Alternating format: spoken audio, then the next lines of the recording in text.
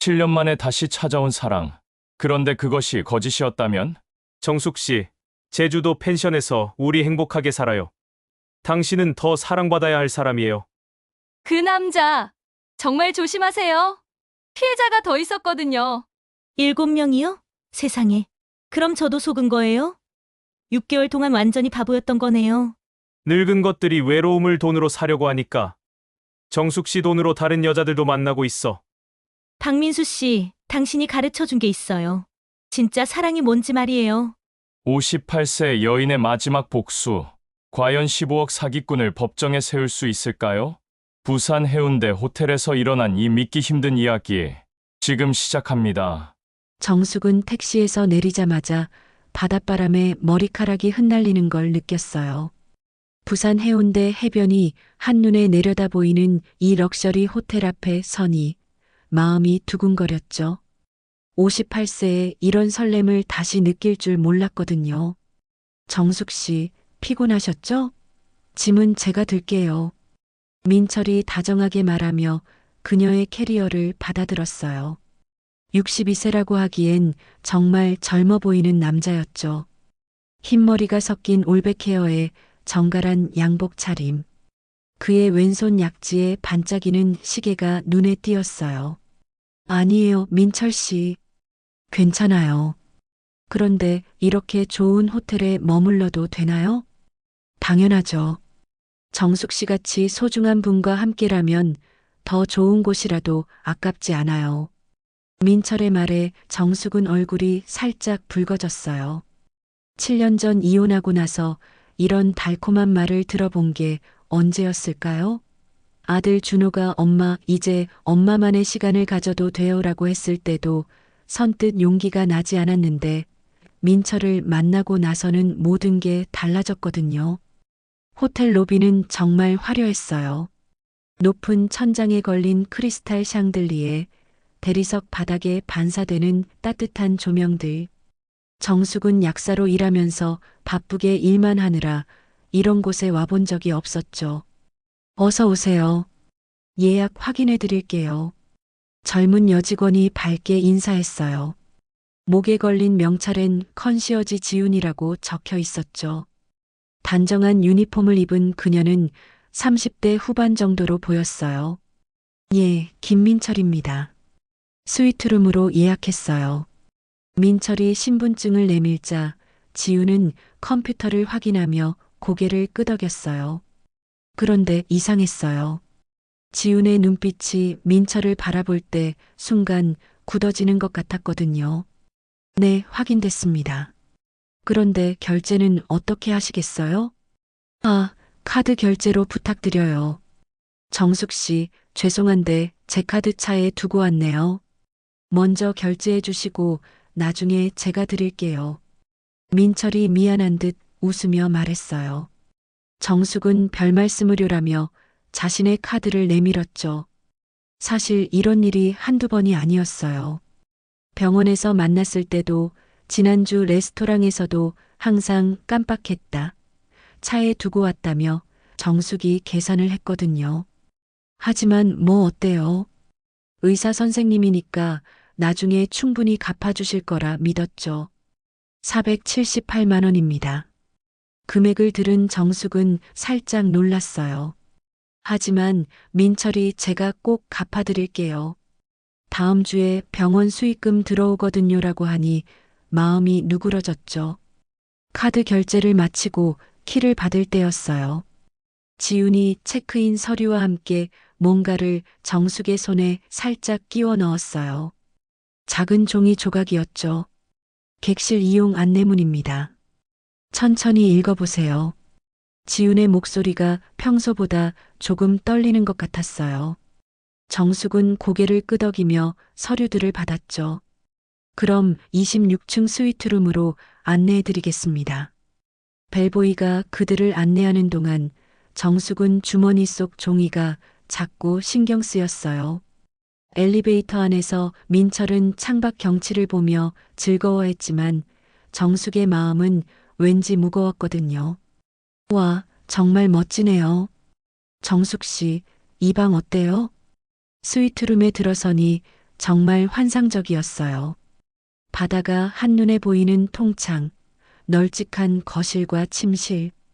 하지만 정숙은 제대로 구경할 마음이 없었어요. 민철 씨, 잠시 화장실 좀 다녀올게요. 화장실에 들어간 정숙은 조심스럽게 종이를 펼쳐봤어요. 그리고 순간 온몸이 얼어붙었죠. 그 남자 조심하세요. 피해자가 더 있었습니다. 지훈. 정숙의 손이 덜덜 떨렸어요. 이게 무슨 뜻일까요? 피해자라니. 민철 선생님이 무슨 잘못을 했다는 건가요? 정숙 씨, 괜찮아요? 밖에서 민철의 목소리가 들렸어요. 정숙은 재빨리 종이를 주머니에 넣고 물을 한 모금 마셨죠. 네, 금방 나가요. 거울 속 자신의 얼굴을 보니 창백해져 있었어요. 7년 만에 다시 사랑한다고 생각했는데 이 쪽지는 대체 무슨 의미일까요? 화장실 문을 열고 나오니 민철이 발코니에서 바다를 바라보고 있었어요. 그의 뒷모습이 갑자기 낯설게 느껴졌죠. 정말 이 사람을 제대로 알고 있는 걸까요? 정숙 씨, 내일 용두산 공원도 구경하고 자갈치 시장도 가봐요. 제가 다 안내해 드릴게요. 민철의 다정한 목소리가 들렸지만 정숙의 마음속에는 의심의 씨앗이 싹트기 시작했어요. 그날 밤 정숙은 잠을 이룰 수 없었어요. 민철은 피곤하다며 일찍 잠들었지만 그녀의 머릿속엔 지훈이 건넨 쪽지가 맴돌았죠. 피해자가 더 있었습니다. 이 말이 계속 귓가에 울렸거든요. 정숙은 발코니로 나가 해운대 밤바다를 바라봤어요. 7년 전 이혼할 때도 이렇게 잠 못 이루는 밤이 많았죠. 그때는 분노와 배신감 때문이었는데 지금은 뭔지 모를 불안감 때문이었어요. 왜 이럴까? 민철 선생님을 믿어야 하는데. 하지만 마음 한편으론 그동안 쌓인 의문들이 고개를 들기 시작했어요. 정숙은 6개월 전 처음 민철을 만났던 날을 떠올려 봤죠. 그날은 정숙이 친정 엄마를 모시고 대학병원에 갔던 날이었어요. 진료를 기다리며 로비 의자에 앉아 있는데 흰 가운을 입은 남자가 다가왔거든요. 혹시 혈압약 드세요? 안색이 좀 안 좋아 보이시는데. 그게 민철과의 첫 만남이었어요. 의사라고 자신을 소개한 그는 정말 친절했죠. 정숙의 혈압을 재어주고 생활 습관에 대해 조언도 해줬거든요. 약사 일하시면 스트레스가 많으실 텐데 건강 관리 잘 하셔야 해요. 그의 따뜻한 관심에 정숙은 마음이 녹았어요. 이혼 후 7년간 누군가 자신을 걱정해 준 적이 없었거든요. 아들 준호는 결혼하고 부산에 살면서 한 달에 한 번 안부 전화가 전부였고 바쁘게 약사 일을 하느라 친구들과도 멀어졌죠. 정숙 씨, 괜찮으시면 커피 한 잔 어때요? 제가 이 병원 소화기내과 과장이거든요. 민철이 자연스럽게 제안했을 때 정숙은 뭔가 운명적인 느낌을 받았어요. 50대 후반에 이런 설렘을 다시 느낄 줄 몰랐거든요. 카페에서 이야기를 나누며 정숙은 민철에게 점점 끌렸어요. 그는 정숙의 힘든 과거를 진심으로 들어줬거든요. 남편분이 외도를 하셨다고요? 정말 어떻게 그런 일이? 정숙 씨 같은 분을 두고 말이에요. 아이고, 그런 말씀 마세요. 저도 부족한 게 많았을 거예요. 아니에요. 정숙 씨는 너무 겸손하세요. 아들 혼자 키우면서 대학까지 보내셨다니. 정말 대단한 어머니세요. 민철의 진심 어린 위로에 정숙은 눈물이 날 뻔했어요. 그동안 아무도 자신의 노고를 알아주지 않았거든요. 이혼 후에는 네가 남편을 잘못 관리했으니까 그런 일이 생긴 거야 라는 소리만 들었죠. 그런데 민철 선생님은 결혼 안 하셨어요? 아내를 일찍 잃었어요. 암으로. 그 뒤로는 혼자 살고 있습니다. 민철의 슬픈 표정에 정숙은 마음이 아팠어요. 서로 상처받은 사람끼리 만난 거구나 싶었죠. 그날 이후 민철은 정숙에게 매일 문자를 보냈어요. 오늘 하루는 어떠셨어요? 너무 무리하지 마세요. 비가 오네요. 감기 조심하시고 우산 꼭 챙기세요. 정숙 씨가 만든 음식 맛보고 싶어요. 언제 한번 집에 초대해 주세요. 이런 세심한 관심에 정숙은 점점 마음을 열었어요. 7년 만에 누군가가 자신을 특별하게 생각해 준다는 느낌을 받았거든요. 일주일 후 첫 데이트 때 민철은 정숙을 고급 이탈리안 레스토랑으로 데려갔어요. 정숙 씨 같은 분이라면 더 좋은 곳에서 식사하셔야죠. 메뉴판을 보니 파스타 하나가 3만 원이 넘었어요. 정숙은 평소 김밥 천국에서 5천 원짜리 김밥으로 끼니를 때우던 터라 부담스러웠죠. 민철 선생님, 너무 비싼 곳인데요. 괜찮아요. 정숙 씨를 위해서라면 이 정도는. 하지만 계산할 때였어요. 민철이 주머니를 뒤지더니 당황한 표정을 지었죠. 카드를 차에 두고 왔네요. 정숙 씨, 죄송한데 먼저 계산해 주시고 제가 나중에 드릴게요. 정숙은 당연히 괜찮다고 했어요. 의사 선생님이니까 그 정도 돈은 언제든 갚을 수 있다고 생각했거든요. 하지만 지금 생각해보니 그날부터 계속 그랬어요. 영화관에서도 백화점에서도 심지어 택시비까지도 항상 정숙이 냈죠. 선생님, 병원 월급이 늦게 나오나 봐요? 아, 요즘 병원 사정이 좀. 하지만 곧 괜찮아질 거예요. 내년엔 제주도에 펜션도 하나 살 예정이거든요. 민철은 항상 미래의 큰 그림을 그려줬어요. 결혼하면 제주도 펜션에서 함께 살자고 유럽 여행도 가자고 했죠. 그런 달콤한 약속들에 정숙은 푹 빠져들었어요. 하지만 지금 이 호텔 침대에 누워 있으니 모든 게 의심스러웠어요. 정말 그가 의사가 맞을까요? 왜 항상 돈이 없을까요? 그리고 지훈이 건넨 쪽지는 대체 무슨 의미일까요? 정숙은 조심스럽게 민철의 잠든 얼굴을 바라봤어요. 평온해 보이는 그의 모습이 갑자기 낯설게 느껴졌죠. 과연 이 사람을 정말 알고 있는 걸까요? 새벽 3시, 정숙은 여전히 잠들지 못하고 있었어요. 다음 날 아침 정숙은 일찍 일어나 발코니에서 커피를 마시고 있었어요. 민철은 아직 잠들어 있었죠. 밤새 뒤척이던 정숙과 달리 그는 깊이 잠든 것 같았어요. 일찍 일어나셨네요. 민철이 나타나 정숙의 어깨를 감쌌어요. 평소라면 설렜을 텐데 오늘은 왠지 어색했죠. 잠이 안 와서요. 바다가 너무 예뻐서 계속 보고 있었어요. 그래요? 오늘은 뭐 하고 싶으세요?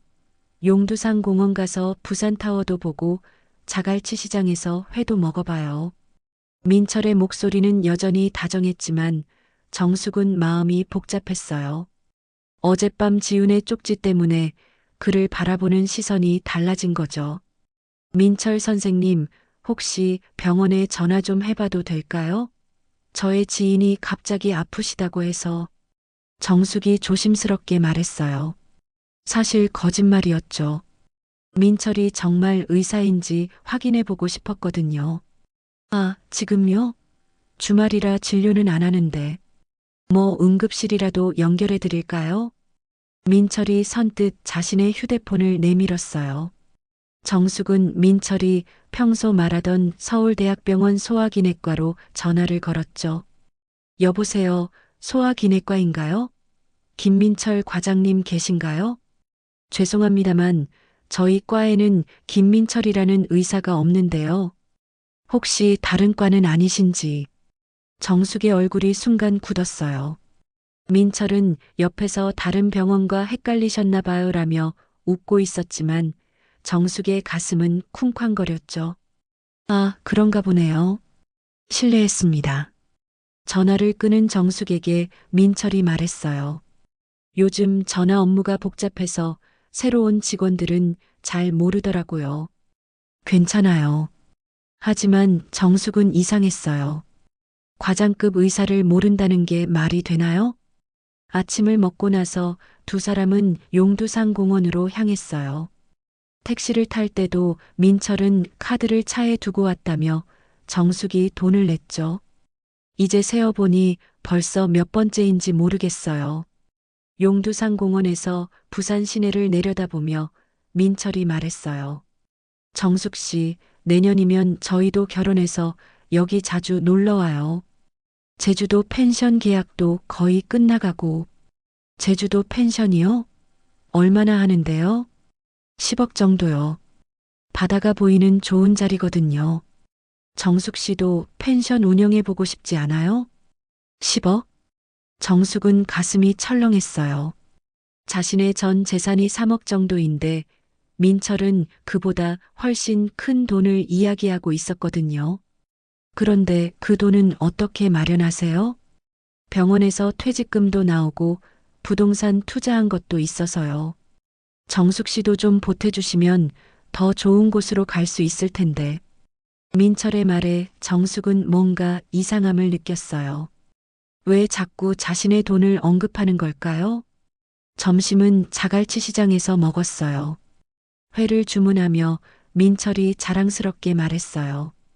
여기 사장하고 제가 친해요. 대구에서 어릴 때부터 알던 사이거든요. 대구 출신이세요? 네, 고향이 대구예요. 하지만 이상했어요. 민철의 말에는 경상도 사투리가 전혀 없었거든요. 정숙도 젊은 시절 대구에서 2년간 일한 적이 있어서 알고 있었죠. 그런데 사투리를 전혀 안 쓰시네요? 아, 서울에서 오래 살다 보니 많이 없어졌어요. 민철이 자연스럽게 대답했지만 정숙은 뭔가 석연치 않았어요. 회를 먹으면서 민철의 휴대폰이 계속 울렸어요. 받을 때마다 잠깐만요라며 밖으로 나가더니 5분씩 통화를 했죠. 병원 일인가요? 네, 응급 상황이 좀 있어서요. 하지만 정숙이 엿들은 통화 내용은 달랐어요. 야, 그거 언제 줄 거야? 이번 주 안에는. 의사가 누구한테 반말을 하며 돈 이야기를 할까요? 정숙은 점점 의심이 커졌어요. 저녁에 호텔로 돌아와서 민철이 샤워하는 동안 정숙은 그의 지갑을 슬쩍 봤어요. 양심적으로는 안 좋은 일이지만 너무 궁금했거든요. 지갑 안에는 의사 면허증 대신 다른 신분증들이 들어 있었어요. 이름도 제각각이었죠. 박민수, 이정호, 김민철. 어느 게 진짜 이름인지 알 수 없었어요. 그때 명함도 보였어요. 서울대학병원 소아기내과 과장 김민철. 하지만 인터넷으로 검색해보니 그 병원에는 정말로 김민철이라는 의사가 없었어요. 정숙의 손이 떨리기 시작했어요. 이게 무슨 일일까요? 지훈의 쪽지가 맞는 건가요? 정숙 씨, 뭐 하세요? 민철이 샤워를 마치고 나왔어요. 정숙은 재빨리 지갑을 원래 자리에 놓았죠. 아무것도 아니에요. 그냥 책 읽고 있었어요.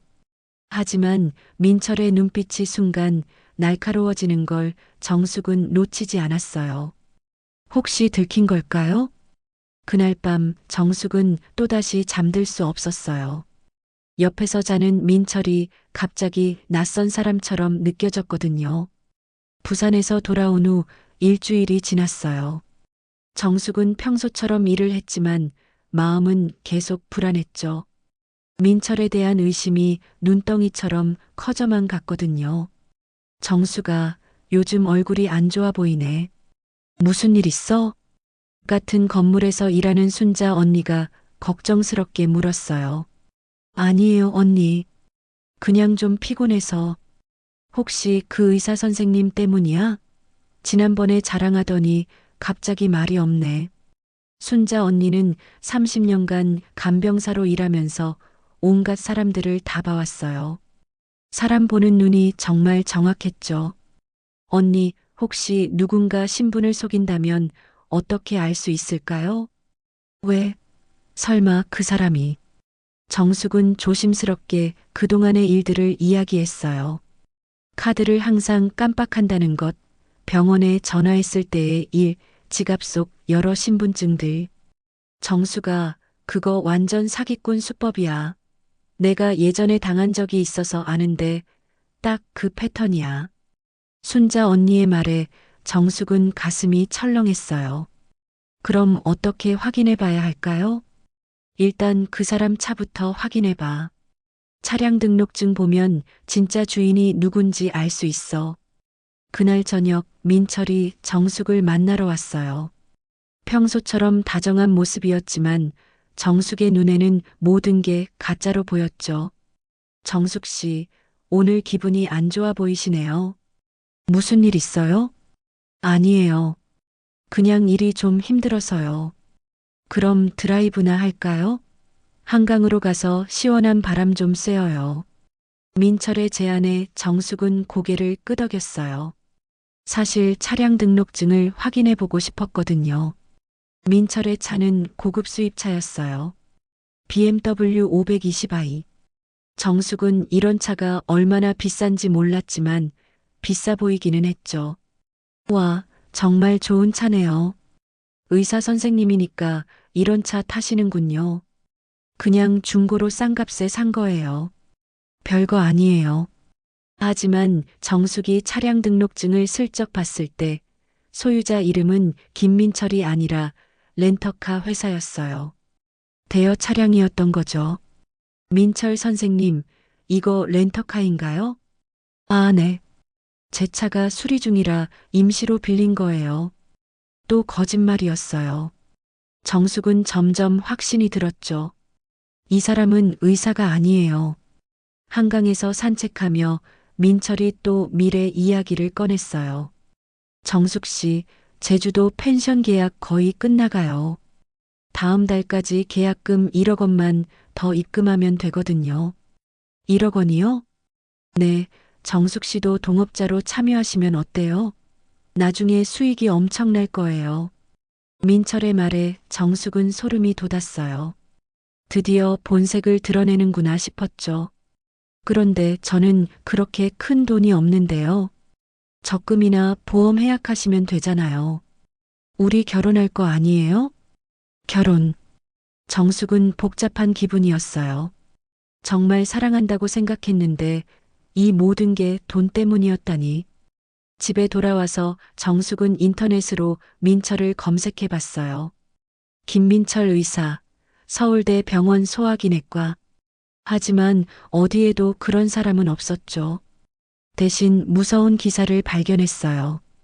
50대 여성 대상 결혼 사기범 검거. 수법이 민철과 똑같았어요. 의사 행세를 하며 여성들에게 접근해서 결혼을 약속하고 돈을 빼앗는 거였죠. 정숙의 손이 덜덜 떨렸어요. 혹시 지훈이 말한 피해자들이 이런 사람들일까요? 다음 날 정숙은 용기를 내서 해운대 호텔에 전화를 걸었어요. 혹시 지훈 씨 계신가요?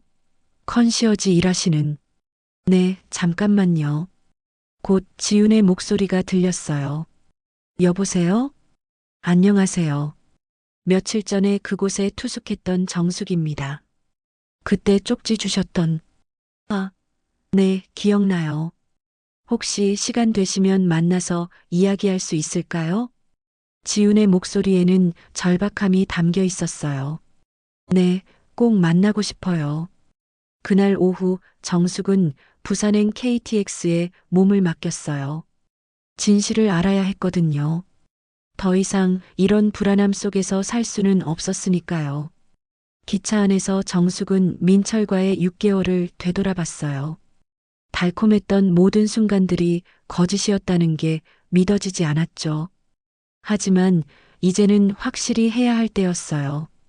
부산역에 도착한 정숙은 지훈과 약속한 카페로 향했어요. 가슴이 두근거렸죠. 진실을 마주할 준비가 되어 있나 싶었거든요. 지훈은 이미 와서 기다리고 있었어요. 호텔 유니폼 대신 평상복을 입은 그녀는 더욱 젊어 보였죠. 안녕하세요. 와주셔서 감사해요. 지훈의 목소리는 떨리고 있었어요. 그녀도 이 만남이 쉽지 않은 것 같았죠. 지훈 씨, 그 쪽지에 적힌 말이 무슨 뜻인지 알려주세요. 정말 궁금해서 잠도 못 자겠어요. 정숙의 간절한 물음에 지훈은 깊은 한숨을 쉬었어요. 사실, 제 언니 이야기예요. 언니도 그 사람한테 당했거든요. 언니가요? 네. 6개월 전 일이에요. 언니가 병원에서 그 남자를 만났어요. 똑같이 의사라고 하면서 접근했죠. 지훈이 말을 이어갔어요. 언니 지인은 40세 고등학교 교사였어요. 남편과 사별하고 혼자 딸을 키우고 있었죠. 언니가 얼마나 외로웠는지 몰라요. 형부 돌아가신 지 3년 됐는데 그동안 누구도 만나지 않았거든요. 그런데 그 남자가 나타나서 민철은 지희에게도 똑같은 방식으로 접근했어요. 친절한 의사, 다정한 남자친구, 결혼을 약속하는 애인. 언니가 완전히 빠져들었어요. 매일 행복해하면서 드디어 새 출발할 수 있겠다고 하더라고요. 하지만 3개월 후 민철은 본색을 드러냈어요. 결혼하려면 집도 마련해야 하고 사업 자금도 필요하다고 하더래요. 언니가 가진 돈 모두 내놓으라고. 지인은 망설임 없이 통장을 털었어요. 적금 1억 5천만 원, 남편 사망보험금 1억 원, 총 2억 5천만 원을 민철에게 줬죠. 그리고 혼인신고까지 했어요. 언니가 이제 정말 가족이 됐다며 울면서 기뻐했는데, 하지만 혼인신고 다음 날 민철은 사라졌어요. 연락도 안 되고 병원에도 그런 의사는 없다고 했죠. 언니가 얼마나 충격받았는지 3일 동안 밥도 안 먹고 방에만 박혀 있더라고요. 지훈의 목소리가 떨렸어요. 정숙도 가슴이 아팠죠. 자신과 똑같은 상황이었거든요. 그래서 경찰서에 신고했어요? 그게 언니가 너무 창피해해서 못했어요. 학교에서도 의사와 재혼한다고 자랑했었거든요. 어떻게 사기당했다고 말해요? 정숙은 이해할 수 있었어요. 자신도 만약 같은 상황이라면 쉽게 신고하지 못했을 거예요. 그런데 언니가 더 충격적인 사실을 알아냈어요. 그 남자가 언니만 속인 게 아니라는 걸. 지우는 조심스럽게 휴대폰을 꺼내서 사진을 보여줬어요. 인터넷 카페 화면이었죠. 중년 연애사기 피해자 모임이라는 곳이에요. 언니가 가입해서 다른 피해자들을 만났거든요. 정숙이 화면을 자세히 보니 정말 충격적이었어요. 민철과 똑같은 수법으로 당한 여성들이 7명이나 있었던 거예요. 어 씨는 60대 여성인데 부동산 투자 명목으로 3억을 뺏겼어요.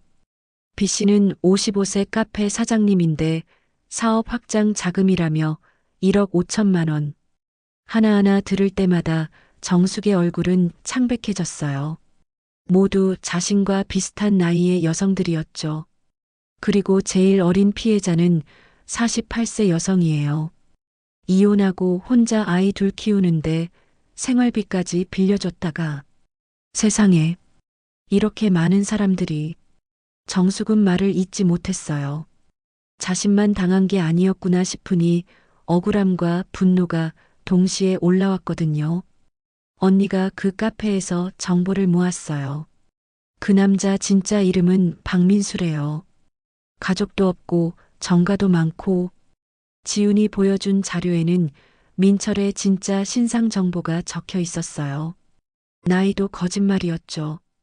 진짜로는 65세였어요. 그래서 제가 호텔에서 일하면서 계속 지켜봤어요.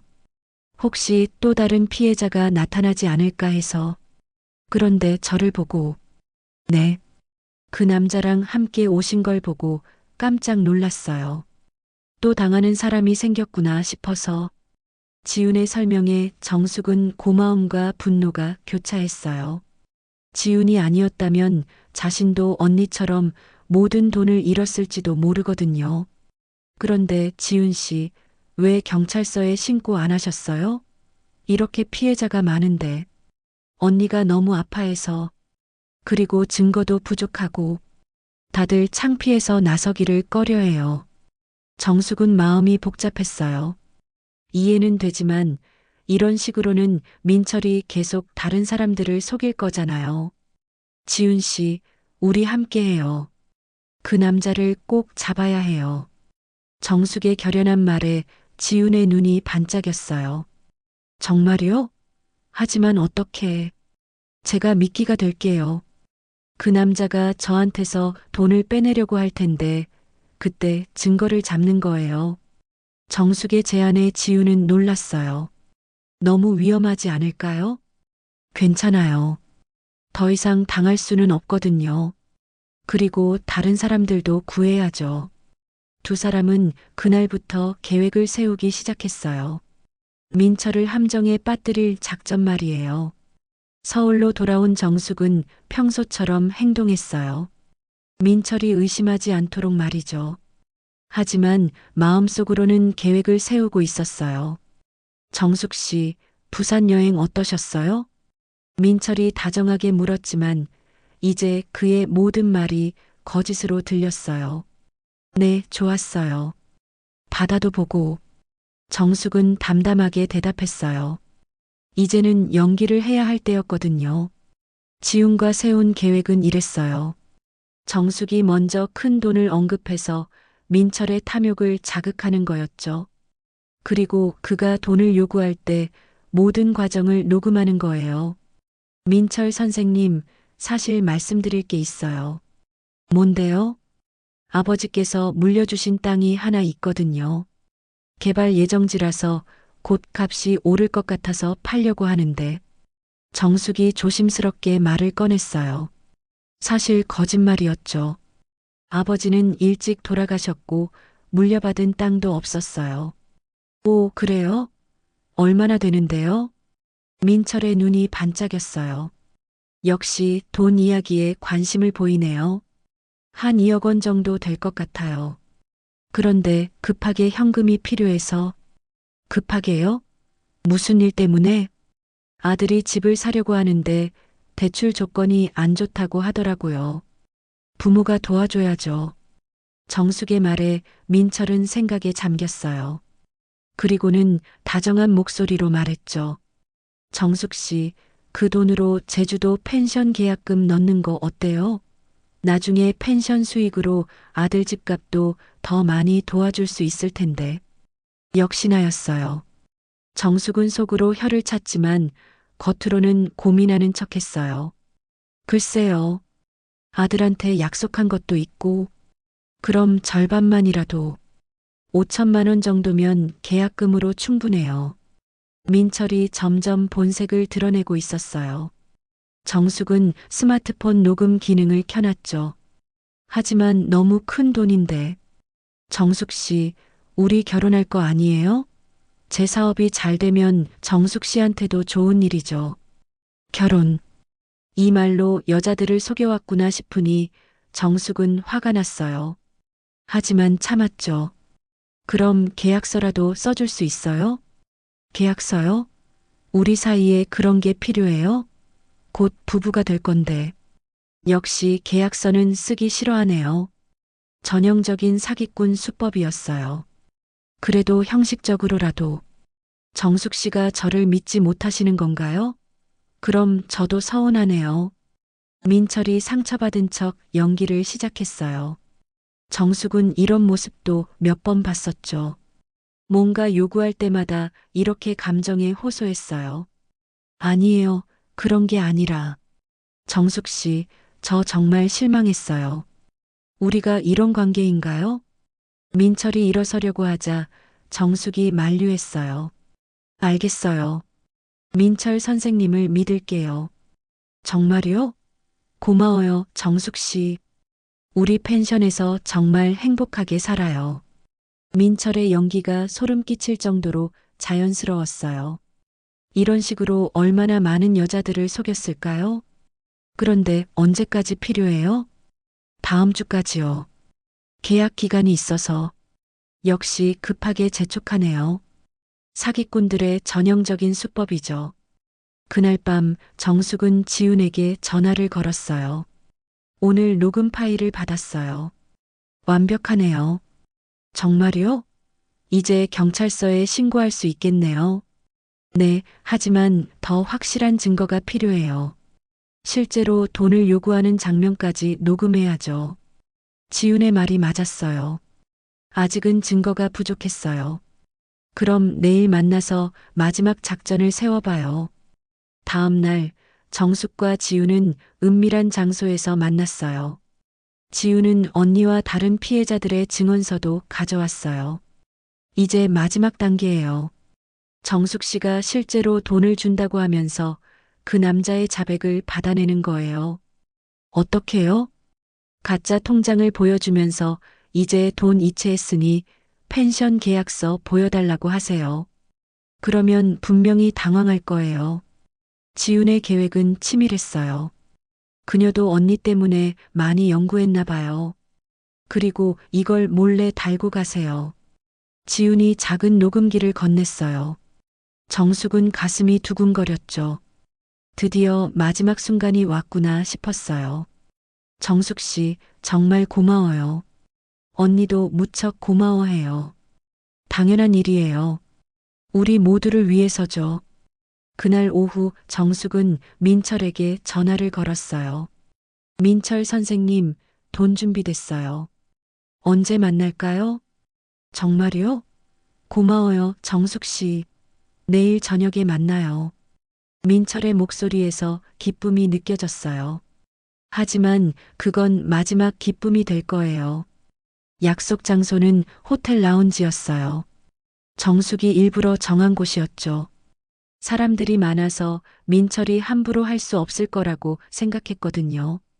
정숙은 가슴에 몰래 녹음기를 숨기고 갔어요. 손이 떨렸지만 마음은 단단했죠.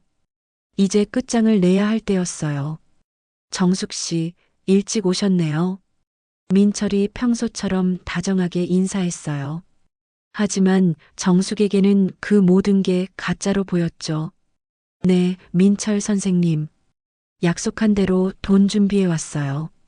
정숙이 통장을 보여주자 민철의 눈이 반짝였어요.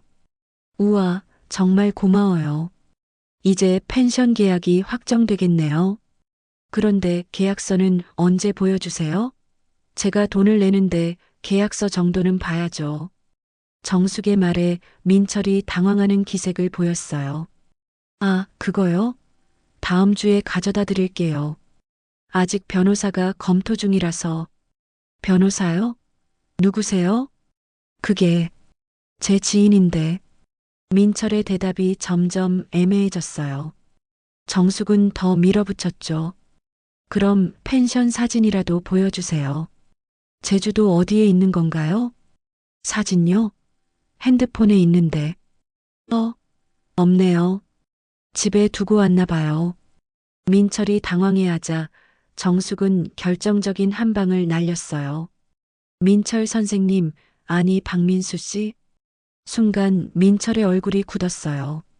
그의 눈빛이 완전히 달라졌죠. 뭐라고요? 박민수 씨, 그만하세요. 다 알고 있어요. 정숙의 말에 민철. 아니 박민수는 더 이상 연기를 할 수 없었어요. 누가 말했어요? 지희 씨 기억나세요? 6개월 전에 당신한테 2억 5천만 원 뺏긴 그 여자분 말이에요. 박민수의 얼굴이 창백해졌어요. 더 이상 다정한 의사가 아니었죠. 본 모습을 드러낸 거였어요. 그건 그것뿐인가요? 씨, B씨.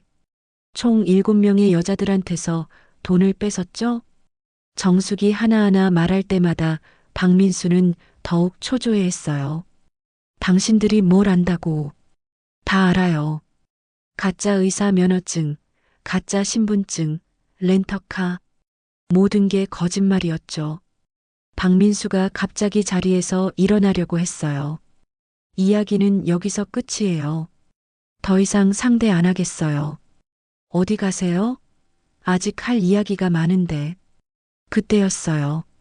라운지 입구에서 경찰관들이 들어왔어요. 지훈이 미리 신고를 해놓은 거였죠. 박민수 씨죠? 결혼 사기 혐의로 체포합니다. 뭐라고요? 이게 무슨... 박민수가 당황해하며 도망치려고 했지만 이미 늦었어요. 경찰관들이 그를 둘러쌌거든요. 정숙 씨가 녹음한 증거와 다른 피해자들의 증언으로 충분한 혐의가 입증됐습니다. 경찰관의 말에 박민수는 완전히 무너졌어요. 아니에요. 저는 정말로 사랑했어요. 정숙 씨를 진짜로. 진짜로요? 그럼 다른 7명의 여자들도 모두 사랑했다는 거예요? 정숙의 차가운 말에 박민수는 더 이상 할 말이 없었어요. 수갑이 채워지는 순간 정숙은 마지막으로 말했어요. 박민수 씨, 당신이 가르쳐 준 게 있어요. 뭔데요? 진짜 사랑이 뭔지 말이에요. 사랑은 상대방을 속이는 게 아니라 보호하는 거더라고요. 정숙의 목소리는 차가웠지만 당당했어요.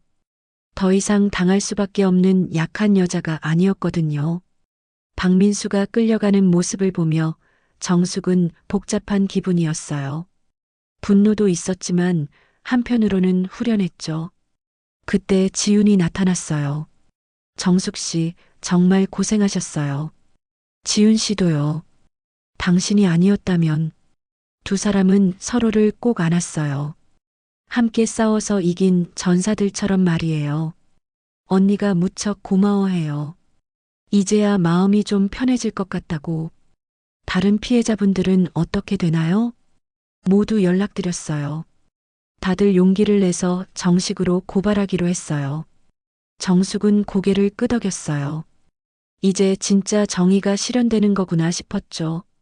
며칠 후 박민수는 법정에 섰어요.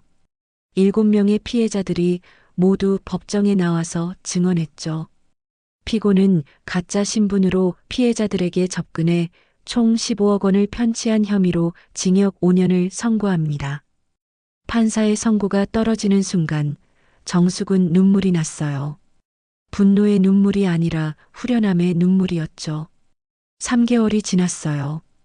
정숙은 예전의 일상으로 돌아갔지만 마음은 많이 달라져 있었어요. 더 단단해졌다고 할까요? 약사 일을 하면서도 이제는 다른 사람들을 도와주고 있었어요. 특히 같은 또래 여성들에게 사기를 당하지 않도록 교육하는 일이었죠. 정숙 선생님, 오늘도 감사해요. 경로당에서 강의를 마치고 나오는 정숙에게 할머니들이 인사를 건넸어요. 별 말씀을요. 당연한 일이에요. 정숙은 이제 일주일에 2번씩 경로당이나 복지관에서 봉사하는 의미로 강의를 했어요. 시니어 대상 연애사기 예방법이라는 주제로 말이에요. 저 같은 사람이 또 나오지 않았으면 좋겠어요. 조금이라도 의심스러우면 꼭 주변에 상의하세요. 정숙의 진심 어린 조언에 할머니들은 고개를 끄덕였어요. 집에 돌아오니 편지 한 통이 와 있었어요. 지희 씨가 보낸 편지였죠. 정숙 씨에게. 안녕하세요. 지훈이 언니 지희입니다. 그간 안부 여쭙고 싶었지만 용기가 나지 않아서 이제야 편지를 씁니다. 정숙 씨 덕분에 저희가 다시 살 수 있게 됐어요. 처음엔 너무 창피하고 분해서 어떻게 살아야 할지 몰랐는데 정숙 씨가 용기 내서 싸워주신 모습 보고 저도 힘이 났어요. 요즘은 상담 치료도 받고 있고 딸아이와의 관계도 많이 좋아졌어요. 예전엔 제가 너무 위축되어 있어서 딸한테도 미안했는데 이제는 당당하게 살고 있어요. 그리고 다른 피해자분들과도 정기적으로 만나고 있어요. 서로 힘이 되어주면서 치유하고 있답니다. 모두 정숙 씨를 정말 고마워해요. 얼마 전에는 저희끼리 모여서 사기 예방 동호회를 만들었어요. 정숙 씨처럼 다른 분들에게 도움이 되고 싶어서요. 혹시 시간 되시면 한번 만나서 이야기 나누고 싶어요. 상처도 경험이라고 하시던 정숙 씨 말씀이 맞는 것 같아요. 저희가 당한 일이 결국 다른 사람들을 구하는 일이 됐으니까요. 건강하시고 항상 감사한 마음으로 살겠습니다. 지올림. 편지를 읽으며 정숙은 눈물이 났어요. 기쁨의 눈물이었죠. 자신이 한 일이 정말 의미 있었다는 걸 느꼈거든요. 그날 저녁 아들 준호가 전화를 걸어왔어요. 엄마, 요즘 뉴스에서 보니까 엄마가 사기꾼 잡았다면서요? 왜 아무 말 안 하셨어요? 괜히 걱정할까 봐서. 다 끝난 일인데 뭐. 엄마, 정말 대단하세요. 저도 엄마가 자랑스러워요. 아들의 말에 정숙은 뿌듯했어요. 그동안 아들에게 부끄럽지 않은 엄마였구나 싶었죠. 준호야, 엄마가 하나 깨달은 게 있어. 뭔데요? 사람을 믿는다는 건 다시 상처받을 용기를 갖는 거더라. 엄마, 괜찮아. 엄마는 이제 더 단단해졌어. 그리고 혼자가 아니야. 나 같은 사람들이 많더라고. 정숙의 목소리에는 희망이 담겨 있었어요. 상처받았지만 포기하지 않는 흰말이에요. 며칠 후 정숙은 바닷가를 걸었어요. 부산이 아닌 인천 앞바다였지만 바다는 어디나 똑같이 넓고 푸르더라고요. 파도 소리를 들으며 정숙은 지난 6개월을 돌아봤어요. 사랑이라고 믿었던 것이 사기였고 믿었던 사람이 거짓말쟁이였어요. 하지만 그 과정에서 진짜 소중한 걸 얻었죠. 지훈 같은 친구들, 함께 싸운 피해자들, 그리고 무엇보다 더 강해진 자기 자신을 말이에요. 그래도요. 사람은 다시 믿어야죠. 상처를 준 것도 사람이지만 구해준 것도 사람이었으니까요. 정숙의 목소리가 바람에 날아갔어요. 그 목소리에는 원망도 있었지만 희망이 더 컸어요. 58세에 새롭게 시작하는 인생. 이번에는 진짜로 자신을 위한 시간이었죠. 바다를 바라보며 정숙은 미소를 지었어요. 내일은 또 어떤 사람을 도와줄 수 있을까 기대하면서 말이에요. 오늘도 긴 이야기 들어주셔서 감사합니다. 사랑은 나이와 상관없이 소중하지만 그만큼 신중해야 한다는 걸 잊지 마세요. 여러분의 구독과 좋아요가 더 많은 이야기를 들려드릴 힘이 됩니다. 다음에 또 만나요.